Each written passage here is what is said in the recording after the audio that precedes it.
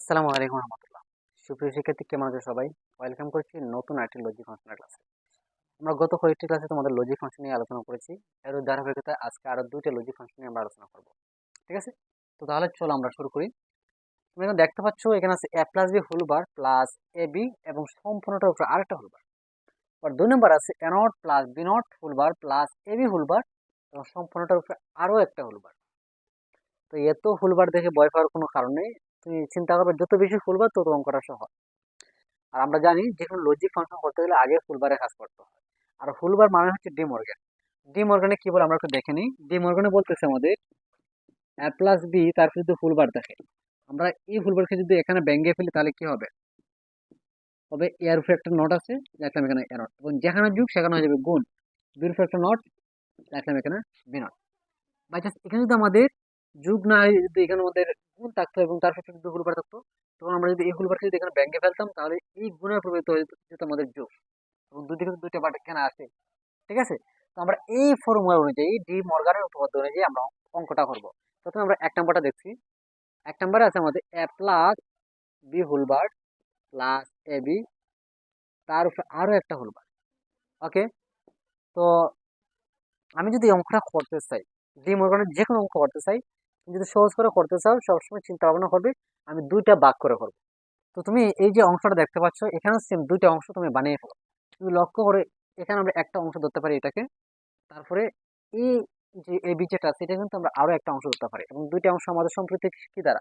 যোগ দ্বারা। ঠিক আছে? তো আমরা দুইটা ভাগ যেহেতু করে ফেলেছি, আমরা দুইটা ভাগের যে মধ্যস্থান আছে এই মধ্যস্থানে কিন্তু আমরা ভেঙে ফেলবো। ঠিক আছে? যদি আমরা মধ্যখানে যদি আমরা ভেঙে ফেলি তাহলে কি হয় দেখো, এ প্লাস বি হুলবারতে একটা ছিল, আর এখানে ভেঙে ফেলার কারণ আরো একটা হুলবার আসছে। আর তোমাদেরকে কি বলছিলাম, যদি আমাদের হুলবারকে ভেঙে ফেলি যুগ থাকলে কি হয়? গুণ হয়। তো আমরা এখানে গুণ দিয়ে দেবো। ঠিক আছে? আর এ বি যে আমাদের আছে, এ বির উপরে আরো একটা হুলবার আছে, যেহেতু এখানে হুলবার আছে হুলবারটা চলে আসবে ভেঙে। ঠিক আছে? ওকে, তো দেখো তো ডি মর্গান কিন্তু আর একটা সূত্র বলে আমাদের, আমাদের কোনো কিছু যদি দুইটা বার থাকে তাহলে একটাও না, মানে আমাদের বারগুলা কাটা যায়। ঠিক আছে? আরো সহজ করে যদি বলি, কোনো কিছুর উপরে যদি আমাদের বারগুলা জোড় আকারে থাকে, এক্ষেত্রে 50টা থাকুক 100টা থাকুক, যদি জোড় হয়ে যায় তাহলে সবগুলো বার কাটা যায়। বাই চান্স যদি বিজোড় হয়ে যায়, ধরে 51টা হয়ে গেছে আমাদের 101টা, যদি কোনো মতো বিজোড় হয়ে যায় সবগুলো কাটা যাবে, শেষে শুধু একটা থাকবে। তো এখানে তুমি এখানে লক্ষ্য করো, এখানে দুইটা আছে মানে কাটা থাকবে। এখানে আমাদের এ প্লাস বি গুণাকার আছে কার সাথে? এ বি হুলবারের সাথে। তো আমরা এ বি হুলবার, এটা আমাদের হুলবারটাকে আমরা ব্যাঙ্গে ফেলবো। একদম মাঝে তো আমরা ব্যাঙ্গে ফেলবো, যে জায়গায় গুণ আছে সেখানে হয়ে যাবে যোগ। এদিকে আমাদের হবে এ নট, এখানে হবে বি নট। তার মানে আমরা দেখতে পাচ্ছি কি এ প্লাস বি আমাদের এ নট প্লাস বি নটের সাথে গুণ আকার আছে। এখন কিন্তু আমরা এখানে কিন্তু কোনো বুলিয়ান অ্যাপ্লাই করতে পারতেছি না। নর্মালি আমরা যেভাবে কাজ করি ঠিক সেভাবে আমরা দেখবো। এখানে আছে এ প্লাস বি এবং এখানে আছে এ নট প্লাস বি নট, দুটা যদি আমরা গুণ করি, আমরা একটা একটা করে গুণ করবো। প্রথমে এ দ্বারা এ নট প্লাস বি নটকে গুণ করবো। এ দ্বারা যদি আমরা এ নটকে গুণ করি হবে A into A not, plus আছে দিলাম প্লাস। এ দিয়ে যদি আমরা বি নটকে গুণ করি হবে এ বি নট। এ দ্বারা কিন্তু দুটাকে গুণ করা হয়ে গেছে। ঠিক আছে? তারপর আছে প্লাস, দিলাম plus.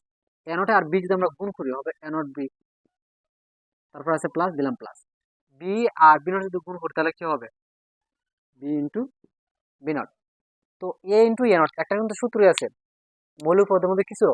A into A not মানে হচ্ছে কি জিরো, আমরা লিখবো এখানে zero, plus A B not plus A not b. এখান থেকে কিন্তু আমরা কিছু করতে পারি না। Okay, plus. তো b b naught, a into A naught যদি জিরো হয় তো বি ইন্টু বি নট তো সেম আমাদের জিরো হবে, লিখলাম এখানে জিরো। ওকে, তো এখন দেখো তো আমাদের কি আছে, জিরো আমাদের লেখার প্রয়োজন নাই। A B not plus A not B. তো A B not plus A not B কে যদি আমরা এক কথায় প্রকাশ করি সেটাকে বলা হয় XOR বি। আশা করি বুঝতে পারছো। তো একেবারে কিন্তু সহজ এগুলা। ঠিক আছে? এটা ছিল এক নাম্বারটা। এখন আমরা 2 নম্বরটা একটু করি। দেখো 2 নম্বরে আছে আমাদের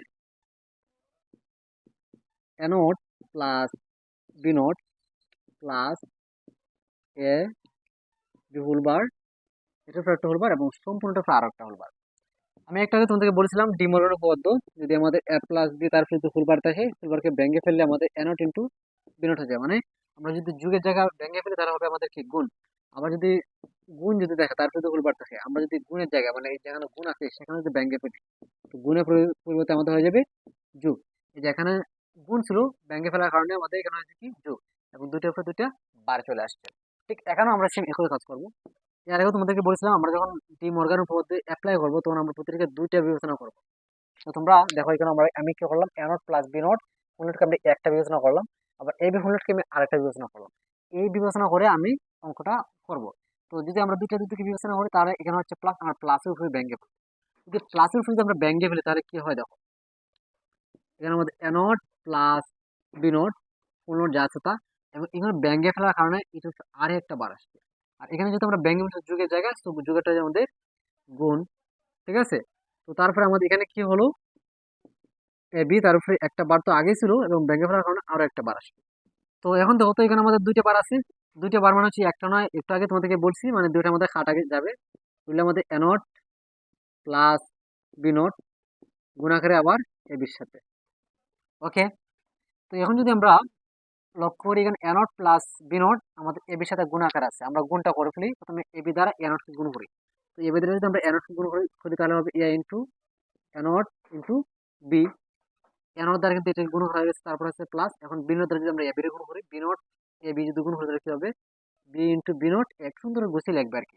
ওকে, তো এ ইন্টু এ নটের মান হচ্ছে আমাদের জিরো, তোমাদেরকে বলছিলাম মৌলিক পদের ক্ষেত্রে যে এ ইন্টু এ নট মান হচ্ছে জিরো। তো এ ইন্টু এ নটের পরিবর্তে জিরো লিখলাম, তারপর বি এস লিখলাম, বি বি ইন্টু বি নটের মান সেম আমাদের জিরো হবে, লিখলাম এখানে জিরো, তারপরে সি এ। দেখো তো জিরো আর বি যদি আমরা গুণ করি ফলাফল জিরো, প্লাস জিরো আর এ যদি গুণ করি ফলাফল জিরো, আমরা জানি জিরো লগে যাই যোগ গুণ করি সেক্ষেত্রে জিরো হয়। তো জিরো জিরো যোগ করে সেম জিরোই হবে। তার মানে এই যে মানটা, যদি কঠিন ভাবছো বাট এত কঠিন ছিল না আসলে, কিন্তু সহজ ছিল এবং মান কিন্তু আমাদের জিরো হয়েছে।